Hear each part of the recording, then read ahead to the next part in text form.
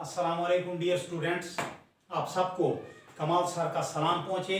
अल्हम्दुलिल्लाह हमने अल्लामा साहब की गज़ल जो सेकंड ईयर के कोर्स में शामिल है वो 10 के 10 शेर जो हैं वो बहुत ही खूबसूरत अंदाज से उनकी डिफिनीशन और तकरीबन तमाम चीज़ें जो हैं मुकम्मल कर ली हैं। आज की वीडियो जो है वो एक्सरसाइज पर मबनी है और सबसे पहली बात जो मैं आपको बताना चाहता हूँ वो ये है कि आपने इस गज़ल को मुकम्मल याद करना है। ये मुश्किल नहीं है क्योंकि इस चीज को मैं खुद याद कर चुका हूं। तो मतलब है इसका फायदा आपके लिए ये होगा कि जो भी क्वेश्चन यहां पर पहले 1 2 3 4 5 6 पहले 6 क्वेश्चन जो दिए गए हैं वो मतलब है कि इन्हीं अशआर पर मबनी है। अगर ये शेर जो है, ये सवाल जो है अगर पेपर में दे दिया जाए तो सबसे पहले आपने वो शेर लिखना है, उसके नीचे फिर इसका जवाब देना है और उसके नीचे फिर कोई रिलेटेड शेर जो है वो लगाना है। रिलेटेड शेर भी मैं मतलब है अपनी तशरीहात में जो है वो बयान कर चुका हूं। तो पहले सवाल की तरफ आते हैं। सवाल है कि गजल के मुताबिक दर्ज झेल सवालों के जवाब लिखें। पहले नंबर का जो सवाल है, शायर जमीन व आसमान में क्या ढूंढता है। तो इस पर जो शेर मबनी है जो इस गजल में मौजूद है वो शेर कुछ इस तरह है, जिन्हें मैं ढूंढता था आसमानों में जमीनों में, वो निकले मेरे जुल्म खाने दिल के मकीनों में। तो ये शेर आपने लाजमी याद करना है। सबसे पहले ये लिखना है। इसकी डिफिनीशन की तरफ आते हैं। इसकी डिफिनीशन आपने इस तरह करनी है, जवाब इस तरह लिखना है कि शायर ने जब ये सुना कि इन सातों जमीनों सातों आसमानों को बनाने वाली जो है वो एक हस्ती है और एक ऐसी पर्सनैलिटी जिसने मतलब है कि आसमान में सातों आसमान भी बनाए हैं, उनमें चांद भी खड़ा किया है, सूरज भी खड़ा किया है, सितारे भी मौजूद हैं, कहकशाएं भी मौजूद हैं, बहुत से प्लेनेट भी उसमें मौजूद हैं। तो इसके अलावा जमीनों में जितने भी दरिया बह रहे हैं, समंदर बह रहे हैं, बहर बह रहे हैं, जितने भी दरख्त हैं, जितने भी चरिंद परिंद पूरे कुर्राए अर्श पर और ऊपर आसमानों में हमें जितनी भी चीजें नजर आ रही हैं, जब शायर को यह पता चला कि इनको बनाने वाली एक हस्ती है तो शायर उसको ढूंढने के लिए पहले जमीनों में फिरा। जब जमीनों में उसे ना मिला तो आसमानों का रुख किया, आसमानों में भी ना मिला तो थोड़ा सा नीचे अपने दिल की तरफ देखा तो वो उसके दिल के तारीक कोने में गुनाहों से भरे हुए दिल में मौजूद था। तो यहां पर आखिर में फिर आपने ये लगाना है कि शायर जमीनों और आसमानों में अल्लाह ताला को ढूंढ रहा था, उस हस्ती को ढूंढ रहा था, उस काबिल कदर जात को ढूंढ रहा था जो मतलब है इस पूरे कुर्राए अर्श का मालिक है।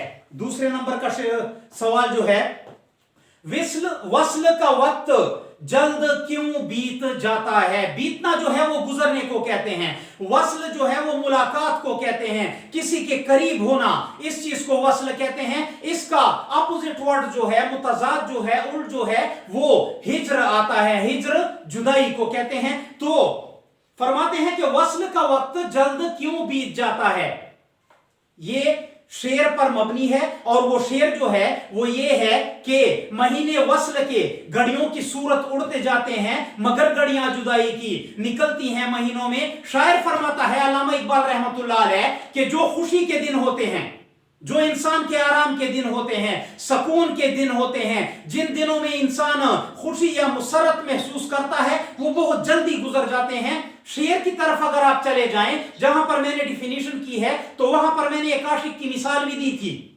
कि एक आशिक कहता है कि मैं अगर अपने महबूब के साथ पूरा महीना भी गुजार लूं और वो जब मुझे छोड़कर चला जाता है अपने गांव या शहर तो उसके बाद जो है मैं जब एक दिन भी गुजारता हूं उसके बगैर तो मुझे ऐसा लगता है जैसे मैंने पूरा महीना गुजार लिया है, और जो महीना उसके साथ गुजारा हो तो वो पूरे का पूरा महीना जो है वो मुझे सिर्फ एक दिन लगता है। तो वजह यह है कि खुशी के जो लम्हात होते हैं, मुसरत के जो दिन होते हैं वो बहुत जल्दी गुजर जाते हैं, और जो परेशानियों के दिन होते हैं, मुसीबतों के दिन होते हैं, इंसान के बुरे दिन होते हैं वो काटने पर भी नहीं गुजरते। तो यही वजह है कि वस्ल के दिन जो हैं यानी कि खुशी के दिन जो हैं वो जल्दी गुजर जाते हैं और गम और परेशानी के दिन जो होते हैं वो काटे भी नहीं कटते। तीसरे नंबर का सवाल है, अहले दिल से कौन लोग मुराद हैं। मैंने शेर की डिफिनीशन में भी इस चीज को मुकम्मल क्लियर किया हुआ है। मैंने आपको कहा कि सवाल का जवाब लिखने से पहले आपने वो शेर लगाना होगा जिससे ये सवाल बनाया गया है। तो मतलब है ये सवाल अहले दिल से कौन लोग मुराद हैं। ये शेर जो है जिससे ये सवाल उठाया गया है वो शेर कुछ इस तरह है कि जला सकती है शमए कुश्ता को मौजे नफुस उनकी, जला सकती है शमए कुश्ता को मौजे नफुस उनकी, न जाने क्या छुपा हो इलाही क्या छुपा होता है अहले दिल के सीनों में। जला सकती है शमए कुश्ता को मौजे नफुस उनकी, इलाही क्या छुपा होता है अहले दिल के सीनों में। अहले दिल किसे कहते हैं, अहले दिल से कौन लोग मुराद हैं। अहले दिल का लफ्जी मतलब अगर देखा जाए तो दिल रखने वाले लोग, यानी कि वो लोग जिनके पास दिल होते हैं। अगर मतलब है डीपली सोचा जाए, जो भी बच्चा पैदा होता है, जो भी इंसान पैदा होता है वो दिल के साथ पैदा होता है, वो दिल लेकर पैदा होता है।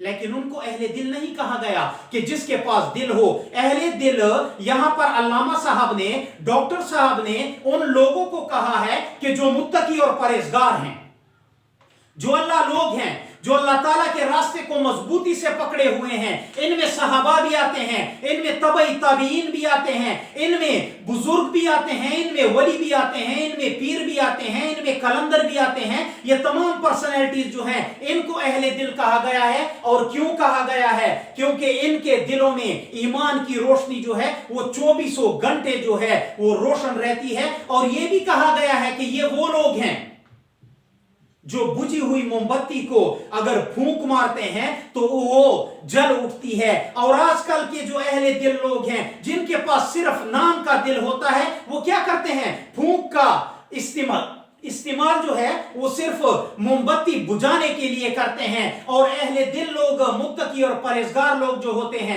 अल्लाह लोग होते हैं, पीर कलंदर बुजुर्ग लोग जो होते हैं, वो फूंक का इस्तेमाल बुझी हुई मोमबत्ती को जलाने के लिए करते हैं। तो अहले दिल लोगों से मुराद वो लोग हैं जिनके दिलों में ईमान की शमा जो है 24 घंटे रोशन रहती है, जली रहती है। खुद पर नुक्ताचीनी करने का क्या मतलब है, मैंने आपको बताया था अपने शेर की वजाहत में भी। और वो शेर इस तरह था, बुरा समझूं मैं उनको मुझसे ऐसा हो नहीं सकता, बुरा समझूं मैं उनको मुझसे ऐसा हो नहीं सकता कि मैं तो खुद भी हूं इकबाल अपने नुक्ताचीनों में। ये सवाल हल करने से पहले आपने ये शेर लाजमी लगाना है। ये याद करना कोई मुश्किल काम नहीं है, मैं भी याद कर चुका हूं, हजारों लोग इसको याद कर चुके हैं। मैंने पहले भी फरमाया था कि आइंस्टाइन के मुताबिक जो फलसफे किताबों में मौजूद हैं वो मुश्किल हो ही नहीं सकते। क्यों, क्योंकि ये तमाम चीजें जो हैं इंसानी दिमाग से निकली हैं। और इंसानी दिमाग से जो चीज निकली हो वो नामुमकिन हो ही नहीं सकती। एक अगर छुपी हुई चीज को जाहिर कर सकता है तो तुम जाहिर सी चीज को लाजमी तौर पर सीख सकते हो। खुद पर नुक्ताचीनी करने का क्या मतलब है, लफ्ज है नुक्ताचीन।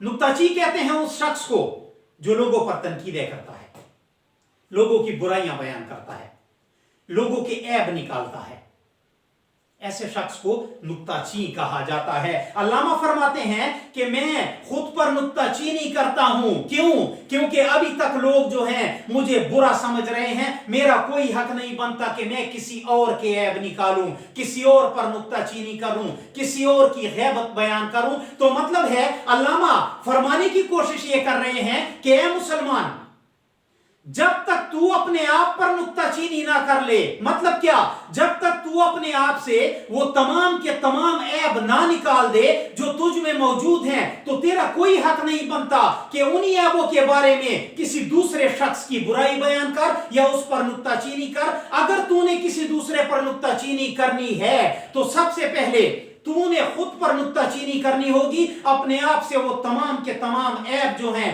तमाम के तमाम बुराइयां जो हैं, वो तूने अपने आप से निकालनी होंगी जो तुझ में कूट कूट कर भरी हुई हैं। उसके बाद जो है तुझे फिर तेरा हक बनता है कि तू किसी पर नुक्ताचीनी कर ले, लेकिन खुद पर नुक्ताचीनी जो है वो लाजमी है। क्या मतलब निकल रहा है कि अपने आप को पाक साफ करो, अपने बातिन को साफ करने की कोशिश करो। तुम में जो बुराइयां मौजूद हैं उनको रफा दफा करने की कोशिश करो। इन ऐबों को अपने आप से परे करने की कोशिश करो, दूर करने की कोशिश करो।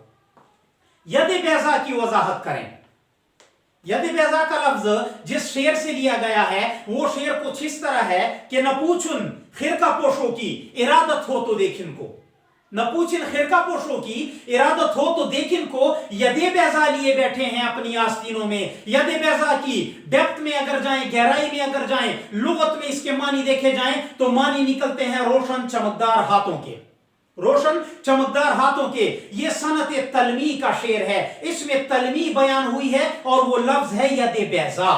इशारा किस तरफ जाता है? इशारा जाता है मूसा अलैहिस्सलाम की तरफ कि वो जब अपना हाथ, एकाम सा हाथ अपने बगल में डालते थे और उसको फिर बाहर निकालते थे तो वो सूरज की तरह चमक पेश करता था, चमक दमक पैदा हो जाती थी उसमें। और वही चमकता हुआ हाथ जब वो किसी मरीज के मर्ज पर फेरते थे तो वो मरीज उस मर्ज से जो है मुकम्मल तौर पर शिफायाब हो जाता था कुछ ही लम्हों में। तो यदे बेजा के लफ्जी मानी जो हैं वो रोशन चमकदार हाथों के हैं और ये तलमी है और इशारा जा रहा है मूसा अलैहिस्सलाम की तरफ।